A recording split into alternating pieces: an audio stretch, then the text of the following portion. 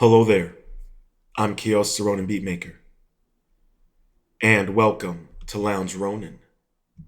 All things, everything. If you're new to the channel, please make sure to hit that like button, subscribe, and ring that notification bell. And on this episode, we're going to discuss Black video game versus woke right.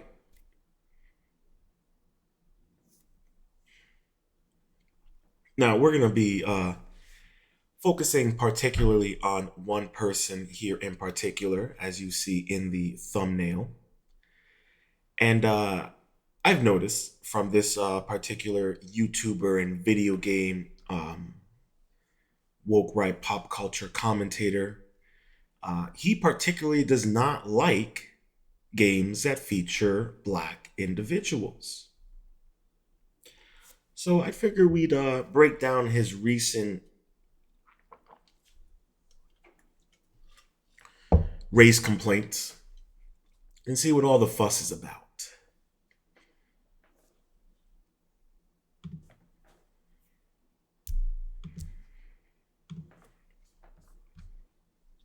Now this is Edmion.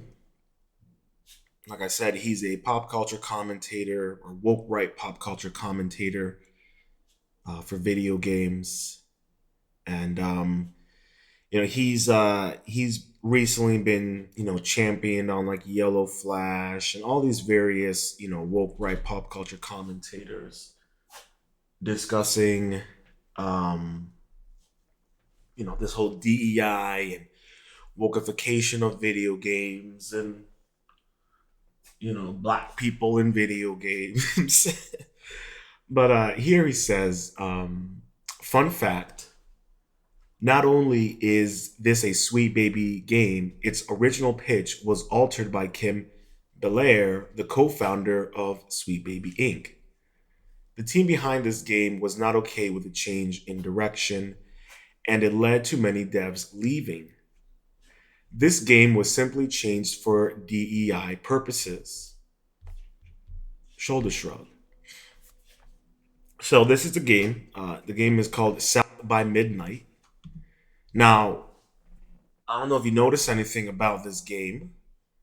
Um, Seems like he has one issue with a particular character in the game. There she is. It's a Black woman down south in the bayou. So we don't really know what happened with this game. All right, he just tells you the team behind this game was not okay with the change in direction. We don't even know what the change in direction was. So for all we know, the game would have had the game's lead could have just been a Black woman to begin with, and maybe they changed other aspects of the game. We don't really know. Uh, and he's just saying the game was simply changed for DEI purposes. We don't know that. Now, if you're not familiar with Sweet Baby Inc., Sweet Baby Inc. is essentially a cultural Marxist organization that goes around in video game companies and essentially um, communizes the video games.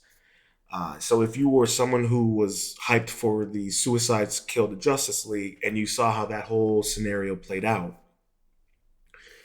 Sweet Baby Inc. was instrumental in turning that game into a very Marxist, ideologically driven game that completely expelled the whole DC mythos for ideology and just poor storytelling, poor game. The whole thing was a catastrophe. And this really goes into the corporatization of video games. And so this is a problem with, with channels like him. So, to show you real quick, this is his YouTube page. So his YouTube page is just, everything is, is racist. It's all dead. It's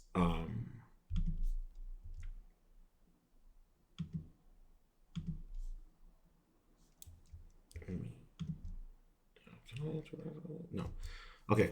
So in total, his whole page is just everything's racist. It's all dead, regret. He's just another one of those woke right pop culture channels where he's just everything is horrible, is cringe. They hate white people. They're erasing white people. They're making everything gay. All that nonsense. But I wanted to just point this out for everyone that, like, Edmion, all of these woke right pop culture commentators on YouTube, like, they just are racer. They're just racist. They're racist. They're probably a little sexist. Clearly, they don't like the gays. They don't like the alphabet community, and that's fine. Everyone has their opinions, but it gets to the point where it's like everything to you is DEI. Everything is, oh my God, there's a black person in the game. It must be DEI. There was literally a game that came out a couple months ago that was based off of African mythology, and they spin it around as some kind of DEI game that hates white people when the game is solely based off of African mythology. It has nothing to do with white people. So this is the thing that I'm saying here is Edmi on here. He doesn't like games that have black leads in it. He was one of the same people in the front freaking out over Yasuke in the Assassin's Creed game, freaking out over that. He's no different than Grums, no different than any of those woke right pop culture commentators. So he's gonna say that this game is gonna suck because of DEI. We don't even know what the game is about. We don't know the gameplay. Maybe they did release gameplay stuff. Maybe it actually is a good game. We don't know. But this is the problem with them. So if you remember when all the planes were having severe malfunctions and all that crazy stuff, and right before it, you had the airlines promoting promoting inclusivity, promoting gay pilots, women pilots, black pilots, all that shit. They were doing all of that. And remember, do you guys remember how everyone was freaking out and saying, "See, the reason why these planes don't work well or anything is because you're hiring black people and gay people to fix the planes and to fly the planes." They were literally saying that. They were literally saying the reason why these things are happening to the planes and the airlines is because you're hiring black people and gay people who aren't qualified. And then what happened? We had a whistleblower come out, tell us, oh, Boeing knew about all of these problems and they were actively um, trying to not fix these problems and actually cut corners. And they were trying to also cut corners in terms of the what's the word I'm looking for? The troubleshooting and safety regulations. They were completely cutting corners. It was the CEOs of Boeing that were cutting corners. And what happens when the whistleblower comes out and said that? He is found with a self-inflicted gunshot wound. Week before that, he told his neighbor, "Hey, if anything happens to me, I'm not someone who's one to take his own life." And then now another whistleblower comes out, and then what happens to him? They take him out as well. So turns out it had nothing to do with hiring gays or blacks to fly in fixed planes or women to fly fixed planes. It was actually the CEOs of Boeing who are extremely corrupt and dangerous and malicious, and they were out here spitting, "Oh, it's the gays, it's the blacks," and here you have right here with Edmion and Grums out here. Anytime a video game that has a black lead, they're gonna call it DEI. Just wait until they get a hold of Call of Duty Black Ops 6. The main character you play as is a black dude in the 90s. And they're going to probably spin it somehow that's saying, well, actually, black people weren't really working as CIA operatives in the 90s. It's like, come on, guys. We get it. You don't like black people in games. All right, we get it. So anytime there's a black game that comes out or a character, one of the leads is black, guys like him, Edmion, are gonna call it, oh, it's you're erasing black people from video games. Or you're erasing white people from video games. So I wanted to bring this to you guys' attention that you cannot trust these channels. You cannot trust these type of people. They're not good people. He's verified on Twitter. Grums is verified on Twitter. They're making money being a bunch of racist little bitches about games. They're woke right. These guys are woke right. They whine and complain and bitch and moan, no different than the left. And I apologize for cursing. I'm not one for cursing, but like, I'm sorry, but this is just so pathetic to me. It's childish. And these are the people that are championing the video game community. They want to make the video game community better. Yeah, they're out here actively wanting to censor video game companies because they made a bunch of bullets with gay flags on them and trans flags. And I covered that in my live stream. And I said it there. You could put Kunta Kente cloth designs on the bullets. Who cares? We know that these corporate companies don't care about us.